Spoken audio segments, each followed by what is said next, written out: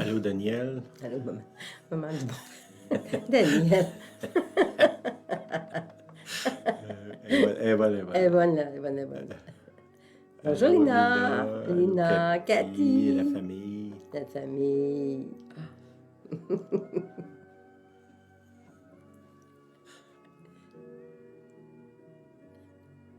Lison. Allô, Lison. Allô? Allô?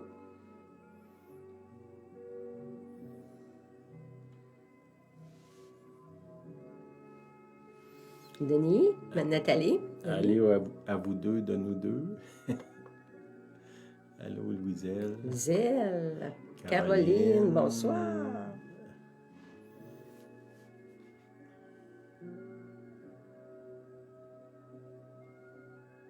Hélène. Allô, Hélène.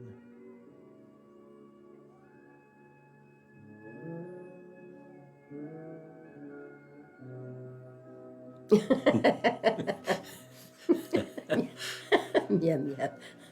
Ça passe pareil, Daniel. Daniel, merci.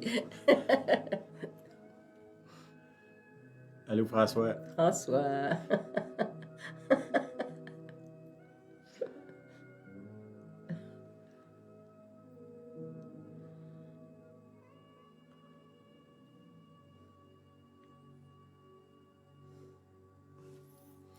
OK.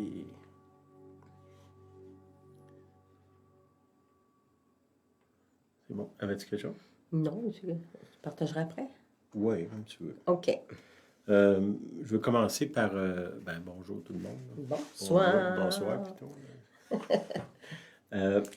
OK, quand on a eu la réunion de silence à Sainte-Clotilde, le 16, j'ai eu une vision, là, puis je veux partager ça. Dans la vision, je voyais une main, c'est une main de femme qui ouvrait une porte de voiture. Puis c'était comme s'il y avait une décision à prendre, là. Je dois embarquer dans quelque chose, là. L'automobile, c'est un symbole, là, dans cette vision-là. Puis c'était comme s'il y avait une invitation aussi à entrer dans quelque chose.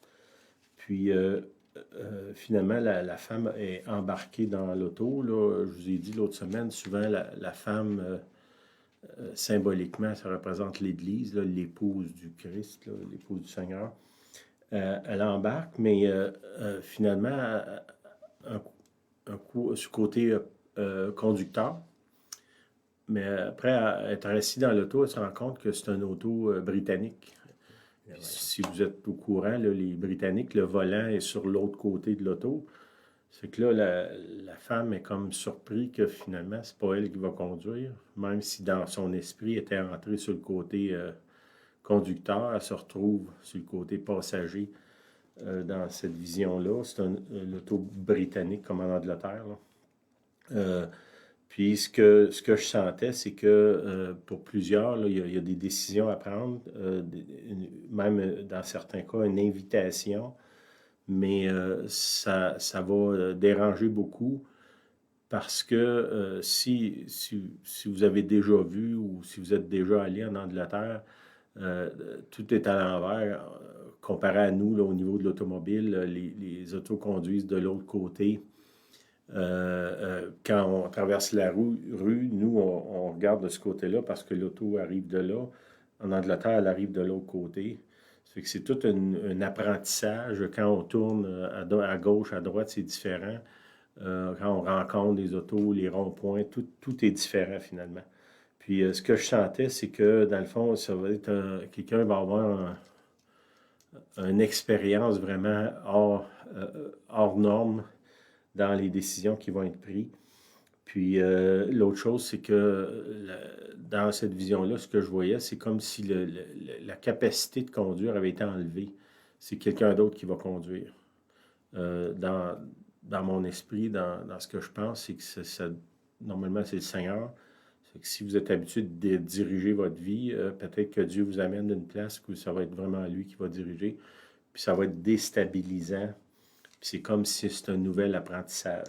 C'est que peut-être que ça vous parle. Si ça vous parle, bien, moi, je vous dirais prier là-dessus. Parce que il y a vraiment, je pense que c'est quelque chose d'important, là, une invitation, puis qui va dans le fond, le fait que la main était sur la poignée de la porte, ça l'appelait à une décision. Je dois ouvrir la porte, je dois embarquer, je dois y aller. Mais un coup embarqué, ça ne sera pas vraiment pas ce que peut-être vous attendez ou désirez, là. Puis l'autre parole que j'ai, je vais te le laisser. Je la partage tout de suite. Oui, OK. Toujours dans la réunion de silence du 16 septembre passé, un ami je vais nommer Frédéric, quelqu'un le connaît, son nom est quand même bien. Il a vu, lui, comme un désert. Puis là, il questionnait le Seigneur en disant, c'est quoi un désert pour le Seigneur? Alors, le Seigneur lui répond, c'est un endroit où tu dépends de moi. C'est un endroit où on doit dépendre du Seigneur. Voilà le désert. Amen. Bon, dans ça, c'est que le désert, c'est pas juste une place avec du sable, là. Ça peut être une place n'importe où dans notre vie où est-ce qu'on se retrouve un peu comme si on serait dans un désert, puis qu'on doit apprendre à dépendre de Dieu. Je dirais que c'est plus facile de le dire que de le faire, là, mais là, c'est comme si, dans le fond, la question, c'est là où tu vas apprendre à dépendre de moi. Fait que c'est important. OK, aujourd'hui, je veux parler dans le fond, le titre, c'est La loi et les prophètes. Relation, confiance et amour. C'est un peu. Puis, bon, je pense que vous m'avez entendu beaucoup depuis plusieurs mois parler de relations au travers de ce qu'on vit, de ce qu'on voit les autres vivre, parce qu'on a de plus en plus de contact avec des gens au travers des médias, mais aussi en direct, là. Je pense qu'on a vraiment besoin de réapprendre à aimer, puis à faire confiance, puis à développer des relations. Je pense qu'il y a vraiment, vraiment sérieuse carence au niveau relationnel là, dans beaucoup, beaucoup de gens. Puis ça, ben, ça a besoin d'être... on a besoin de travailler là-dessus, là. On va essayer de voir au travers des Écritures comment est-ce que le Seigneur nous aide à ça. OK? Dans Luc, chapitre 10, au verset 25, c'est Jésus qui rencontre dans le fond, Jésus a fait des miracles, puis là, ben, il attire l'attention sur lui, puis les gens qui voudraient avoir l'attention sont comme pas contents, là, ceux qui dirigent. Ils se retrouvent avec un monsieur qui est Jésus, qui est comme pour eux autres un nobody, là, quelqu'un qui ne devrait pas avoir le droit de parole même. Puis il y a des foules qui s'assemblent autour de lui, puis les gens sont tous excités, ils voient des miracles, les enseignements. Il y a tout un mouvement qui se crée là. Puis ce que ça fait, c'est qu'eux se sentent comme mis de côté, puis un peu négligés dans ça parce qu'ils n'ont pas le niveau de charisme que Jésus a. Hein? Bon, c'est sûr que Jésus, c'est dur à battre comme charisme, là. Mais puis il y a une forme de jalousie qui est là, puis là, ils cherchent par toutes sortes de moyens à essayer de coincer Jésus, puis ils viennent le voir. Ça fait que, tu sais, en venant voir Jésus, finalement, ils rentrent en relation avec lui, là. Ils n'ont peut-être pas les super bons motifs, mais ils rentrent quand même en relation avec lui, puis c'est un peu ça que je vais adresser aujourd'hui. Au verset 25, Luc 10, chapitre 10, verset 25, ça dit un docteur de la loi. Okay? Ça, un docteur de la loi, c'est quelqu'un qui, c'est pas comme aujourd'hui un juge ou un notaire, là, c'est plutôt quelqu'un qui étudie la Bible profondément, qui connaît les Écritures par cœur même, un grande partie, là. Puis, il vient, puis il s'adressait à Jésus. Ça dit, un docteur de la loi se leva et dit à Jésus pour l'éprouver. Bon, en partant, c'est pas une bonne façon de rentrer en relation avec quelqu'un. Je vais voir quelqu'un, finalement, pour le piéger. En partant, là, il y a comme un défaut dans la relation. Il y a un bris de confiance, il y a un bris d'amour, là, parce que mon motif, c'est pas de connaître l'autre, d'essayer de le comprendre, c'est simplement de le piéger. Okay? Puis qu'est-ce qu'il fait? Il cherche une faille dans Jésus. C'est que ça doit nous parler. Quand on va vers les autres en relation, ben on ne devrait pas avoir cette attitude-là d'essayer de piéger quelqu'un ou de l'éprouver, là. Pourquoi? Parce que en partant, ça crée un bris puis un froid, là. Hein? Puis en plus, là, Jésus, bon, on sait qu'il savait ce que les gens avaient dans le cœur. Ça fait qu'avant même d'arriver, Jésus sait déjà que cet homme-là est en train d'essayer de le piéger finalement, puis qu'il n'y a aucun motif sérieux de développer une relation. Puis là, qu'est-ce qu'il fait? Pose une question. Il dit, Maître, que dois-je faire pour hériter de la vie éternelle? Il ne cherche pas vraiment une information ou à développer une relation. Hein. Ce qu'il cherche, c'est une discussion. Ça aussi, quand vous allez vers des gens, là, faites attention de ne pas, puis on a parlé plusieurs fois dans les dernières semaines, là, de ne pas aller vers quelqu'un uniquement dans le but d'avoir une discussion. Quand je dis discussion, là, c'est presque une dispute. Là. En partant, je lance une perche à l'autre, puis mon but, c'est de le provoquer pour créer une controverse ou une discussion qui sera normalement pas très positif. Là. OK? Que dois-je faire pour hériter de la vie éternelle? Jésus lui dit, quand je vous dis, cet homme-là, il ne cherche pas une relation ni l'information, il cherche simplement à envenimer l'affaire, finalement. Puis Jésus, qu'est-ce qu'il fait? Il le ramène à lui-même. Puis ce qu'il lui dit, c'est un peu ce qu'on dirait, ben toi, qu'est-ce que tu en penses? Il lui dit, qu'est-il écrit dans la loi? Qui lis-tu? Hein? Qu'est-ce que tu lis quand tu lis dans la loi? Puis là, il parle à quelqu'un, un expert de la loi. La loi, c'est la loi de Moïse de l'Ancien Testament, puis toutes sortes d'autres règles que les autres avaient rajoutées aussi. Hein?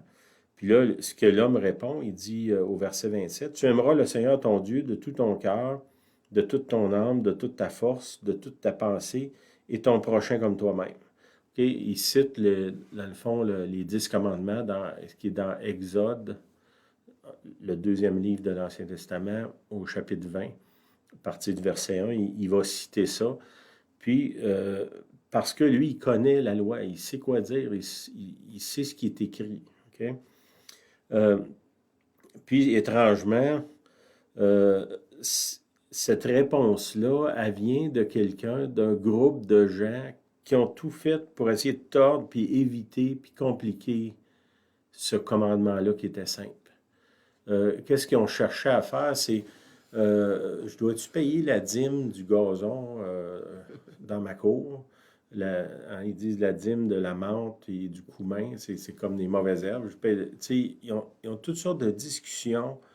Est-ce que, là, il disait, ben si je dis à la Bible dit, honore ton père et ta mère. Ça, c'est un des commandements. Lui, il dit, ouais, mais si l'argent que j'aurais donné à mon père, je la donne au temple ou à l'église, ça compte pas, ça. C'est toutes sortes de moyens détournés pour essayer d'éviter de faire ce que Dieu a demandé simplement, là. Puis là, cet homme-là, il vient, puis il est capable de répondre exactement la bonne réponse à Jésus. Quand Jésus dit, ben, qu'est-ce que tu vois dans la loi? Ah, ben, j'aime Dieu, puis après ça, j'aime mon prochain. Là, Jésus continue en disant, tu as bien répondu, lui dit-il. Fais cela et tu vivras. Fais cela et tu vivras. OK? Dans le fond, la réponse est simple. Ce que tu viens de me dire, là, fais-le. Pas juste me le dire, mais fais-le. Puis là, qu'est-ce qu'il fait? Ben là, tu sais, dans le fond, au verset 29, il dit, mais lui voulant se justifier. S'il a dit la vérité, puis qu'il la pratique, quand même qui est assez simple, aime Dieu, aime ton prochain, Jésus dit, ben, si tu fais ça, tu fais la bonne chose. Là, immédiatement, cet homme-là se sent attaqué. Puis il commence à se défendre. Mais pourquoi? C'est lui-même qui a dit ça. C'est pas Jésus qui a dit, voici ce que tu dois faire. Il a demandé, toi, qu'est-ce que tu penses que tu dois faire? Puis, immédiatement, quand Jésus dit, ben, tu as dit la bonne chose, c'est ça que tu dois faire. Comme je vous dis, il le ramène à lui-même. Il ne commande pas, il le ramène à lui-même. Puis là, qu'est-ce qu'il fait? Cet homme-là commence à se justifier. Ça, c'est au verset 29. Quand on amène une vérité à quelqu'un, puis il commence à se justifier, c'est pas un bon signe. Si quelqu'un vous parle, puis qui dit la vérité, puis immédiatement, là, vous êtes commencé à dire, ben oui, mais là, moi, c'est pas pareil, puis tu connais pas le contexte, puis on commence à se défendre, puis je parle pas ici là, de nous volontairement aller attaquer les autres. Là. Ici, c'est pas Jésus qui attaque le monsieur, là. C'est le monsieur lui-même qui vient, puis Jésus le ramène à lui-même, puis il ramène même la question à lui, puis la réponse à lui, puis sa propre réponse l'accuse lui-même. Il sait ce qu'il devrait faire, mais il semble clair qu'il ne le fait pas. Là. OK? Puis là, qu'est-ce qu'il dit à Jésus? Mais il dit, c'est qui mon prochain? Il essaie d'éviter que de dire, ben, tu sais, tout le monde que je déteste, là, ou que je ne suis pas gentil avec eux autres, que j'essaie de les éviter, que je ne partage pas. Il essaie de faire dire à Jésus, ben, eux autres, ils ne comptent pas, ce n'est pas ton prochain. Là. Le prochain, c'est juste ceux que toi, tu as décidé d'aimer puis de choisir. OK. Là, j'ai fouillé ça parce que je me disais, ben, un peu comme lui, c'est qui mon prochain? Le mot prochain, ça veut dire quoi? Hein? Le proche, mon prochain, mon prochain. Proche. Tout est ma prochaine, c'est ça? OK, le mot prochain, dans une autre version, j'ai fouillé un peu dans d'autres Bibles, puis ça dit compagnon. OK? Là, j'ai fouillé, été voir compagnon, qu'est-ce que ça veut dire? Compagne, compagnon, compagne. Compagne. C'est ma compagne. C'est littéralement l'étymologie du mot, et la racine du mot, ça veut dire celui qui partage le pain avec. OK. Ça, c'est compagnon. OK? Compagnon, c'est pas comme un con, là, mais C-U-M, c'est la racine grecque, là. Puis après ça, panis, ça veut dire pain. OK? Celui qui partage le pain avec. OK? C'est important, là, la phrase est importante parce que c'est pas celui qui partage le pain avec moi, mais c'est avec qui moi je partage le pain. Puis ça, c'est important qu'on fasse la distinction entre les deux. Puis vous savez que Jésus est né à Bethléem. Puis c'est que ça veut dire, Bethléem, c'est la maison du pain. OK? Fait qu'il y a un lien avec tout ça. Là. Celui qui partage le pain, c'est mon prochain. Avec qui celui qui partage le pain, ça c'est moi. Partage le pain avec mon compagnon. Okay? Mon compagnon qui, ici, si vous avez une Bible, Louis II, ça dit mon prochain. Hein? Puis ce que je réfléchissais là-dessus, puis je me disais, si finalement, pour nous autres, c'est plus facile, un peu comme cet homme-là qui parle à Jésus, il y a comme une conception générale de ce commandement-là, simple. Puis on dirait que pour lui, c'est plus facile d'aimer le monde entier que d'aimer la personne qui est juste là au côté de lui. Là. Puis souvent, c'est ce qu'on fait. Tu sais, on est chrétien, on aime tout le monde. Mais dans la pratique, est-ce que tu aimes la personne avec qui tu partages ton pain? Ça veut dire la personne qui est là juste à côté de toi. Là. Ton voisin, le confrère de travail, ta famille, les gens de l'Église. Oui, j'aime les gens qui sont d'un autre pays, là. Mais, tu sais, eux, ils ne me confrontent pas, là. Ceux qui me confrontent, c'est ceux qui sont proches. Hein. Dans mon cas, c'est Julienne le plus, là. Pas qu'elle est très confrontante, là, mais je veux dire, elle fait comme Jésus, elle me ramène à moi-même. Hein? Puis, des fois, ce que je vois quand je me regarde, c'est pas très beau. Puis ça, c'est un peu, Julienne, c'est un peu le miroir dans ma vie, là. Puis bon, il y en a d'autres aussi, là, mais elle en particulier. Puis qu'est-ce que ça fait? C'est que, dans le fond, le Seigneur nous amène à dire, ben, c'est qui ton prochain? C'est la personne avec qui tu partages le pain. Puis l'image que j'ai en arrière de moi, là, si on se tasse un petit peu, moi et Julienne, j'espère que l'image... Tasse-toi un petit peu, Julienne. Juste une petite affaire... Comme ça. Ah, OK, c'est parce que nous autres, on voit en différent. On est à l'envers. C'est un monsieur qui a un bac sur la tête, là, puis il se promène avec ça, puis lui, il a du pain en masse à partager, on pourrait dire. Hein? Nous autres, des fois, on est plus comme ça ici, là. On a un petit pain comme ça, puis c'est ça qu'on veut partager. Puis, je sais pas, le monsieur en arrière, il me lance un défi avec la quantité de pain qu'il est prêt à partager. Je le vois comme peut-être plus un prochain que moi-même, là. En tout cas, il me lance un défi, certainement, là, au niveau du partage, là. Puis qu'est-ce qui se passe à partir de là? Jésus prend la parole, puis il ramène le monsieur à une question. Le monsieur il pose une question, puis là, il dit, au verset 30, Jésus reprit la parole et dit, un homme descendait de Jérusalem à Jéricho, il se promène dans 2 villes, tomba au milieu des brigands qui le dépouillèrent, le chargèrent de coups et s'en allèrent, le laissant à demi-mort. Le monsieur, il se fait attaquer, il est là sur le bord de la route, à demi-mort. Puis là, ça dit un sacrificateur qui, par hasard, descendait par le même chemin, ayant vu cet homme passa outre. OK? Lui, il a dû se dire, ben là, je suis en retard pour ma réunion, il faut que je me dépêche. Je n'ai pas le temps de perdre mon temps avec quelqu'un qui est en train de mourir, c'est que je m'en vais, je fais mes affaires. OK? Après ça, c'est un lévite. Lévite, c'est un sacrificateur dans le temple, là, qui arrivait aussi dans ce chemin, l'ayant vu passer à haute. Lui, il a fait semblant de ne pas le voir. Puis, il a continué son chemin.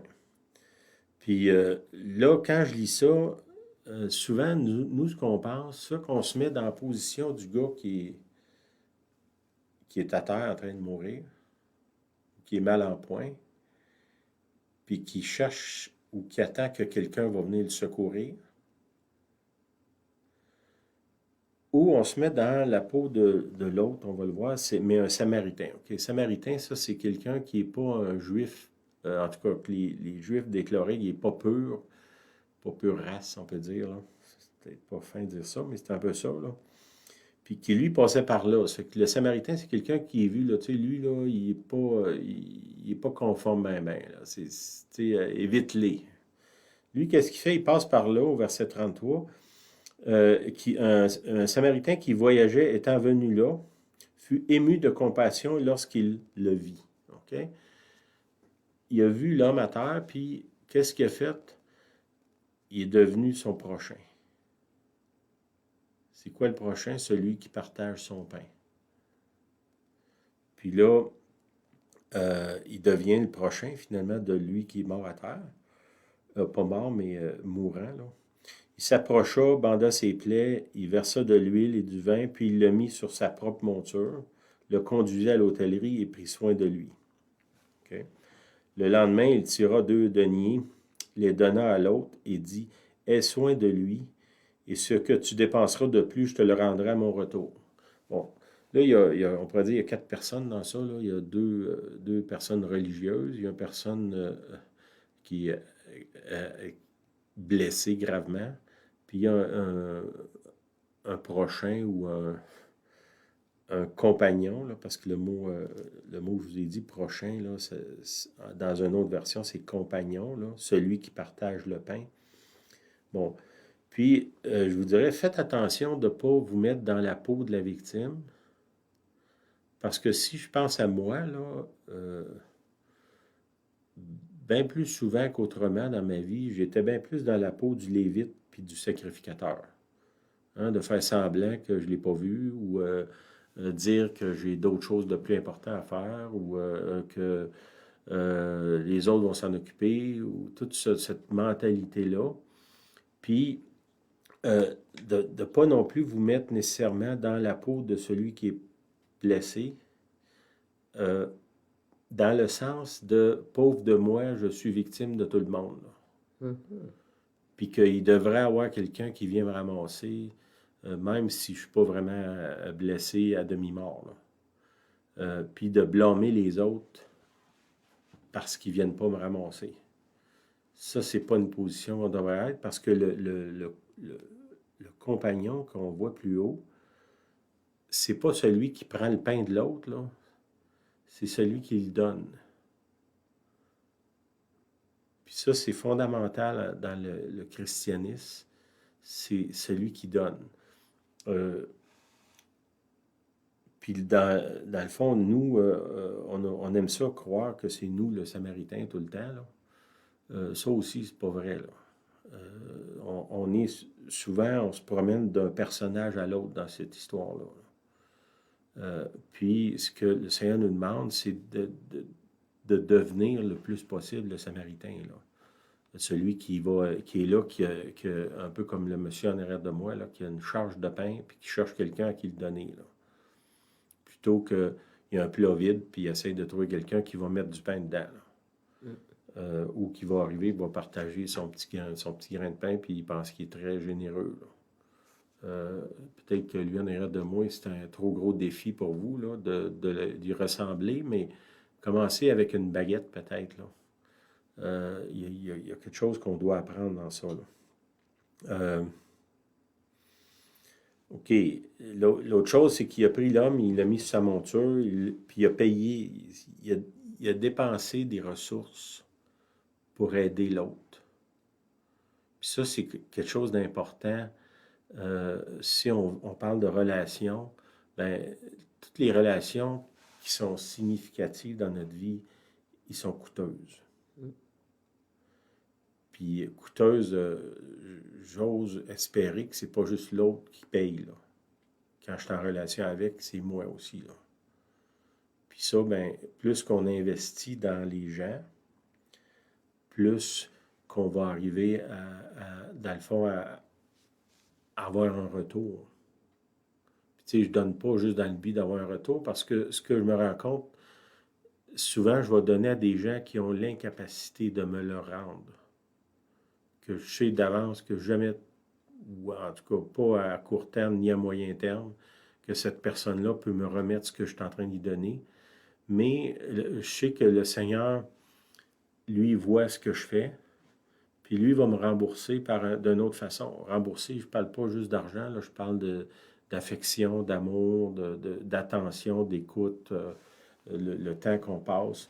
Ça va revenir d'une autre façon. Plus que j'investis dans les autres, pour moi, c'est comme une grande roue qui tourne.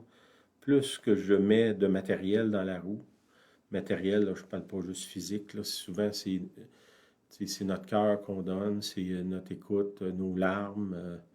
Des fois, c'est de l'argent, des fois, c'est de l'énergie, des fois, c'est de la nourriture, de l'accueil. Bon, il y a toutes sortes de faits. Plus qu'on investit dans cette grande roue-là, plus qu'il y a un retour qui vient. Puis souvent, mettons, je vais donner à quelqu'un, comme je vous dis, qui, lui, il ne peut pas me redonner.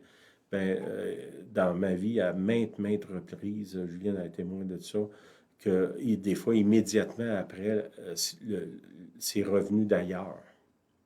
De notre côté, c'est revenu. C'est que je ne peux pas juste comme garder une comptabilité, de dire ben, à quelqu'un, je t'ai donné un pain, tu me dois un pain, puis parce que peut-être la personne à qui je donne le pain, elle ne peut pas m'en redonner, elle n'a pas. Quand je parle de pain, là, je ne parle pas juste d'un pain littéral, là, vous comprenez. Cette personne-là, peut-être qu'elle ne peut pas me le rendre. Dans le cas de l'histoire ici, on ne sait pas si lui qui était blessé, il est peut-être parti, puis il n'a jamais su qui l'avait aidé. On ne sait pas. Des fois, on donne de façon anonyme. Des fois,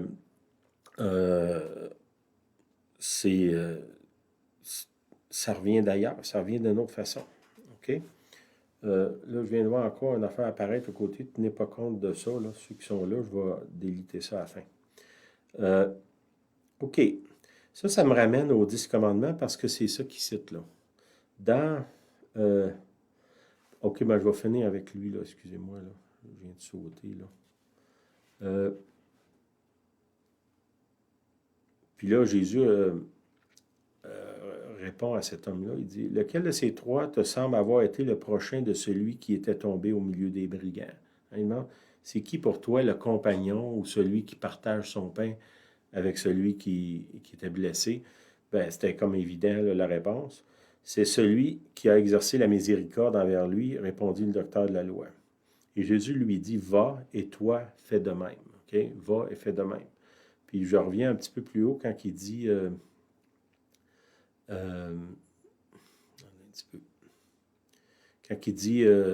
c'est qui mon prochain? Ben là, Jésus, il vient d'y répondre. Ton prochain, c'est celui que tu aides, que tu agis. C'est pas c'est pas en disant Ouais, les 10 commandements, ça me dit d'aimer mon prochain. Ouais, ça c'est bon, là, mais il faut que tu le fasses aussi. Puis souvent, ce qui se passe, c'est que ça reste juste dans notre tête. On prêche un message, mais on ne le vit pas. Puis tu sais, la parole de Jésus qui dit va et toi, OK? Pourquoi qu'il dit toi? Parce que souvent, nous autres, on dit, ben, Julienne, elle devrait le faire à ma place. Là. Quelqu'un m'a déjà dit, le Seigneur me montre que tu devrais aller aider un tel.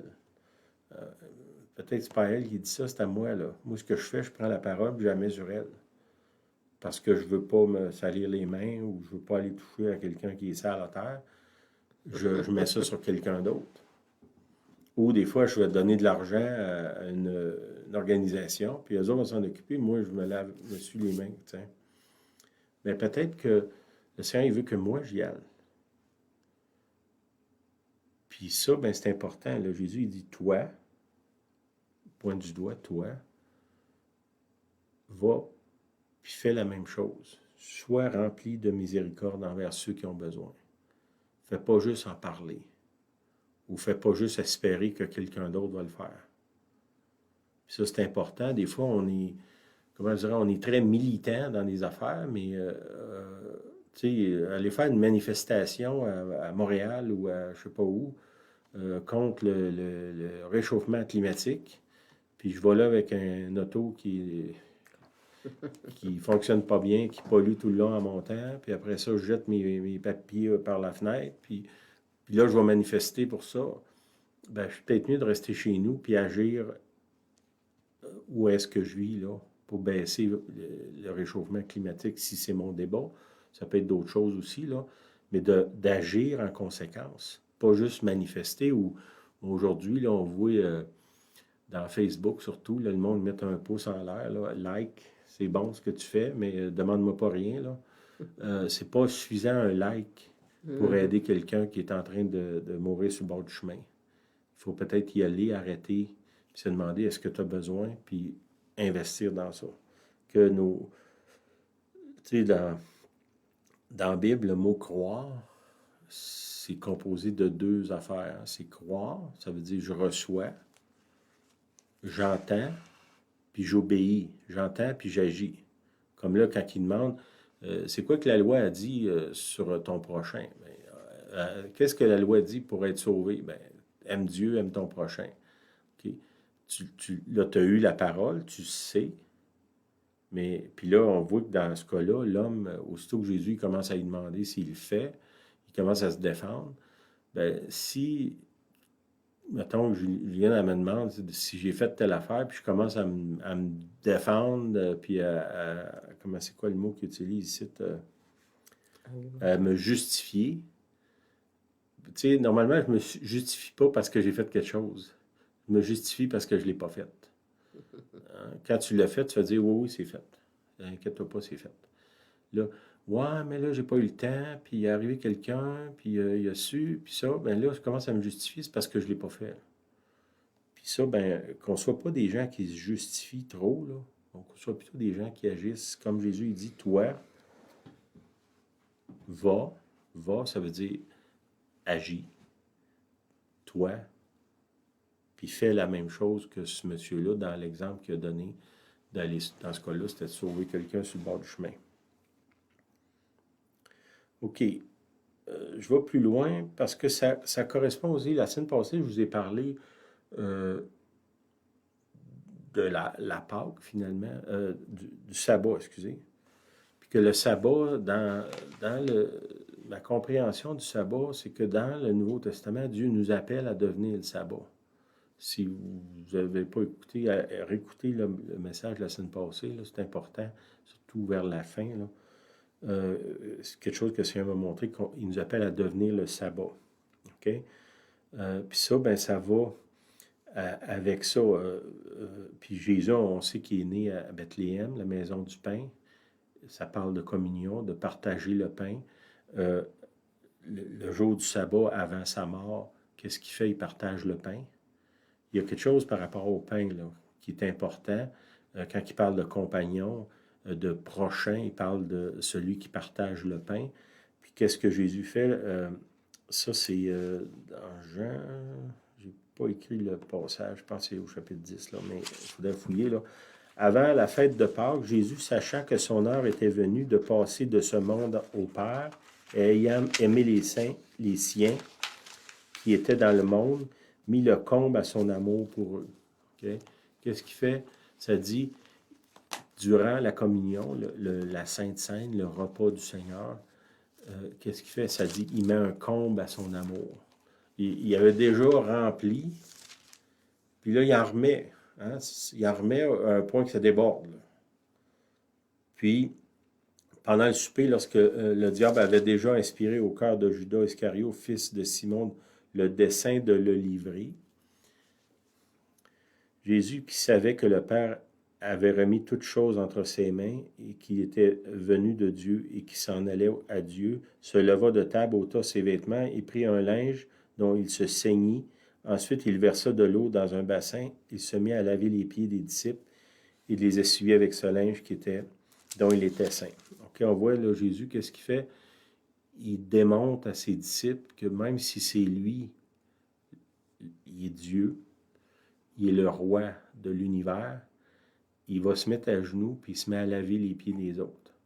Puis ça, c'est littéral. Là, puis je sais qu'il y a plusieurs personnes, églises même, qui pratiquent ça. Mais je pense que, ça va au-delà de dire je lave les pieds de quelqu'un. Là. C'est met un comble à son amour dans la communion. Puis étrangement, dans ce passage-là, il nomme Judas qui va livrer Jésus.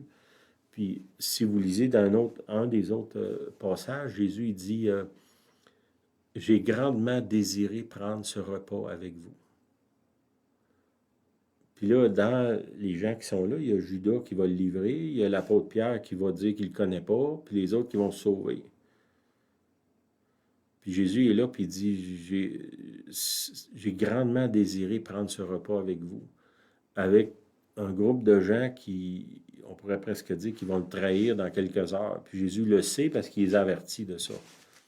Puis il est quand même à désirer de prendre un repas avec eux. Okay? Partager le pain. C'est que ça nous ramène à notre petit monsieur, là, qui, quand il dit, c'est qui mon prochain? Puis là, il dit, ton prochain, c'est ton compagnon, celui avec qui tu partages le pain. Est-ce que les disciples de Jésus qui vont sur le point de le trahir ou de le renier sont ses compagnons? Est-ce qu'il est le compagnon de ces gens-là? La réponse est oui. Ça veut dire que nous, souvent, on pense que notre prochain, c'est la personne là, qui est facile, puis qu'il ne cause pas de conflit, puis il ne donne pas de misère, puis il ne nous donne pas de maux de tête, puis rien. Là, dans ce cas-là, c'est quand même assez grave, là, parce que Judas va faire que Jésus est crucifié. Bon, on sait que Jésus va à la croix de lui-même, mais il y a quand même une trahison là, qui s'opère. Puis Jésus, malgré ça, il est là, puis il dit, je veux quand même partager mon pain avec Judas, qui va le trahir. Je pense qu'il y a un défi pour nous, là. Puis de réfléchir avec, quand il dit, c'est qui mon prochain, il y a peut-être dans la liste de mon prochain un Judas à quelque part, ou quelqu'un de la même acabit. Je me souviens, on a lu beaucoup sur des gens qui ont été torturés dans les régimes communistes, socialistes, puis en Russie, en Chine. Puis une des affaires qui troublait profondément les bourreaux, c'est que les gens qu'eux-mêmes torturaient priaient pour eux. Puis dans beaucoup de cas, ils se sont convertis, puis ils ont eux-mêmes devenu des victimes de d'autres bourreaux, là. Tellement qu'ils voyaient que les gens qu'eux-mêmes torturaient étaient capables de recevoir, de leur donner de l'amour en échange, partager le pain. Dans ce cas-là, vous comprenez, quelqu'un qui est torturé dans un ghetto en Russie, il n'y a pas un pain à donner, là. Mais ce qu'il y a, c'est de l'amour, puis de l'affection, puis un regard de compassion pour même la personne qui est en train de le torturer, là.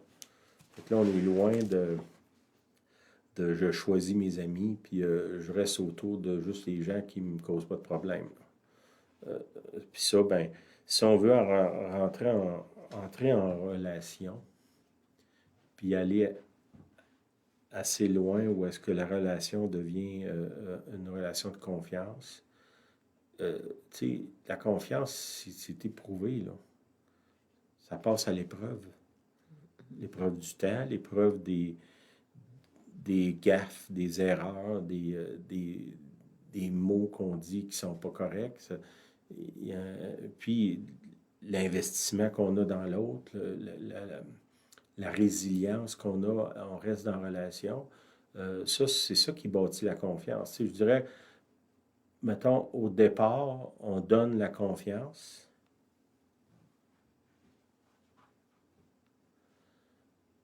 Puis quelqu'un qui me donne sa confiance, ben moi, je dois la chérir, puis savoir que c'est très possible dans un monde en déchéance dans lequel on vit, de briser cette confiance-là.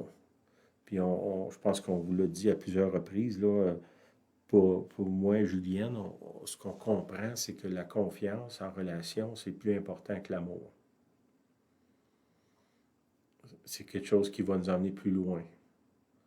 C'est que, puis si on parle de compagnon, c'est quelqu'un avec qui je partage mon pain, on parle de confiance, là. C'est que je vous dirais, chérissez quand les gens approchent de vous, puis qu'ils vous tendent la main, qu'ils vous font confiance, bien, vous devez chérir ça, puis le garder précieusement. Parce que quand la confiance est perdue, c'est extrêmement compliqué à revenir. C'est que chérissez ça, prenez le temps de réfléchir, d'aller vers l'autre. Comme je vous dis, on est très prompt à faire des gaffes et à dire des choses méchantes. Là. On dirait que ça vient naturellement. Si on veut rester en relation, il faut qu'on apprenne à pardonner, puis à demander pardon, puis à s'amender. Puis pas juste demander pardon, mais de vivre dans le pardon, dans le sens que tu sais, je ne peux pas offenser quelqu'un à répétition constamment, puis je dis, bon, je vais lui demander pardon, ça va être correct. Non, un des fondements du pardon ou de demander pardon, c'est de changer. Changer d'attitude, changer de façon de parler, changer notre regard, changer notre attitude. Il faut qu'il y ait un changement, là. Sinon, à un moment donné, bon, oui, on est appelé comme chrétien à pardonner, là, ça dit 7 fois, 70 fois. Mais ça, c'est Jésus qui dit ça, là. La plupart du monde autour de vous, ils ne se rendront pas là. Vous ne pouvez pas juste assumer que parce qu'il est chrétien, il est obligé de me pardonner 7 fois, 70 fois. Il y a bien des chances qu'il ne se rendra pas là, puis vous allez briser la relation. Fait que ça, je vous encourage à faire attention, puis peut-être être comme Jésus, d'être prêt à mettre un comble à l'amour. Puis je veux terminer en disant, si vous allez voir dans Exode 20, c'est les 10 commandements. Je ne lirai pas toutes, là, je veux juste comme dire, les 4 premiers commandements, ça a rapport à Dieu. Puis ils sont quand même assez sévères. Tu n'auras pas d'autre Dieu devant ma face. Okay? Dieu, il cherche une relation exclusive avec nous autres quand on parle de vertical, là, comme ça, vers ce qui est céleste. Tu n'auras pas d'autre Dieu devant ma face. Tu ne feras pas d'image taillée, ni de représentation quelconque des choses qui sont en haut dans les cieux, qui sont en bas sur la terre, qui sont dans les eaux plus bas que la terre. OK. Ça, il parle d'images, de statues, des choses comme ça, mais ça parle aussi de, souvent, on crée un Dieu à notre image. Comme si Dieu était comme moi. Quand je suis de bonne humeur, il est de bonne humeur. Quand je suis en colère, il est en colère. Quand je suis frustré ou quand j'ai une idée de vengeance, c'est certain que Dieu veut se venger comme moi. Puis là, je crée un idole, finalement, qui me ressemble. Mais Dieu n'est pas comme moi.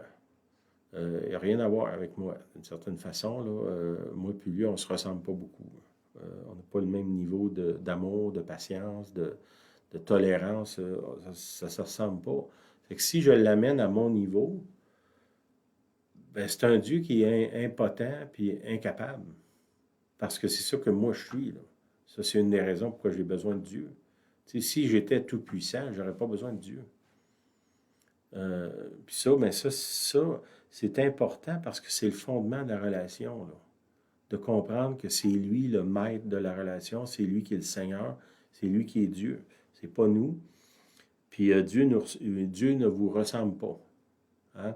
Il dit, il a fait l'homme à son image, puis l'homme est tombé, mais dans le sens, il ne ressemble pas au niveau émotionnel, là, au niveau de tolérance, de discours qu'on tient. Dieu, il ne nous ressemble pas.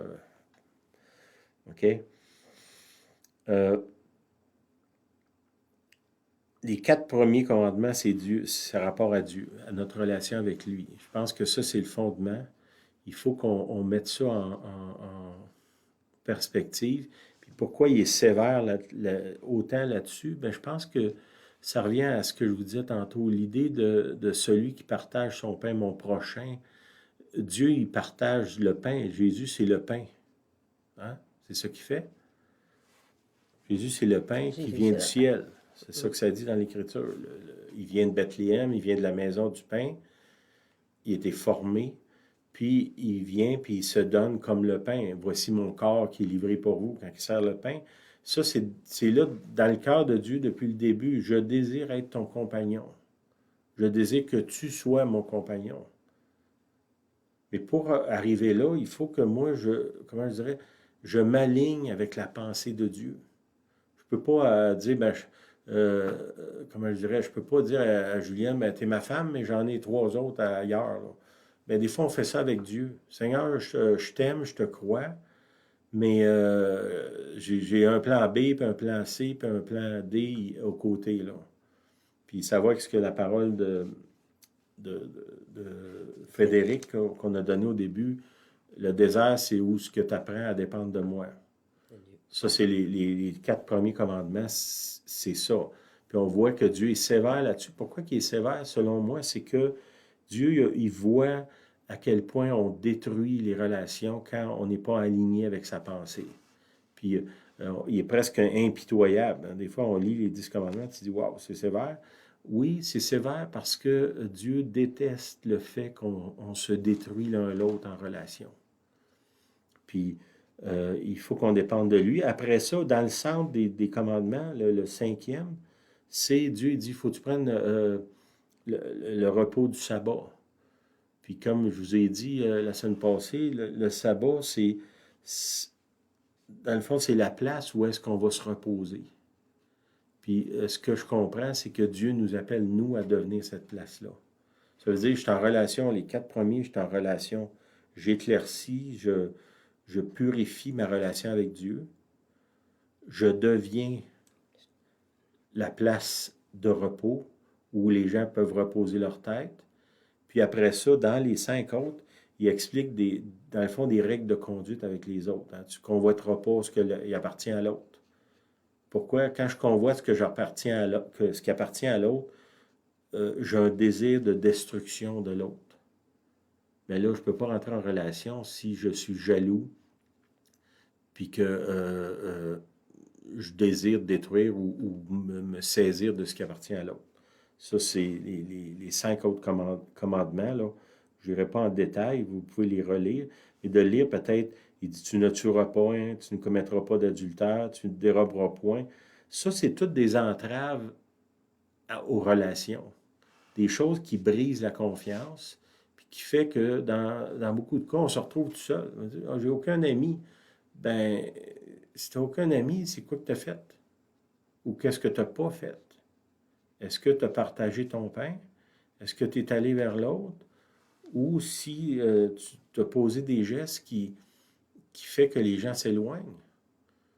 Ben, comment je dirais, je ne suis pas là pour vous juger ou condamner, mais je vous en supplie, restez pas dans cet état-là. Le Seigneur nous a appelés à quelque chose de bien plus grand, puis je reviens à mon image en arrière de moi.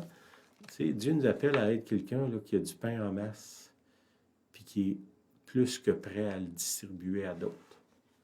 Qu'on ne soit pas des gens là, qui cherchent à tout le temps aller ramasser le pain des autres ou à partager comme mon petit morceau de pain comme ça. Là. Je me sens généreux pour toi, Juliane, aujourd'hui. Tiens, je te le donne. Ah, c'est un gros sacrifice. Qu'est-ce que ça me fait mal?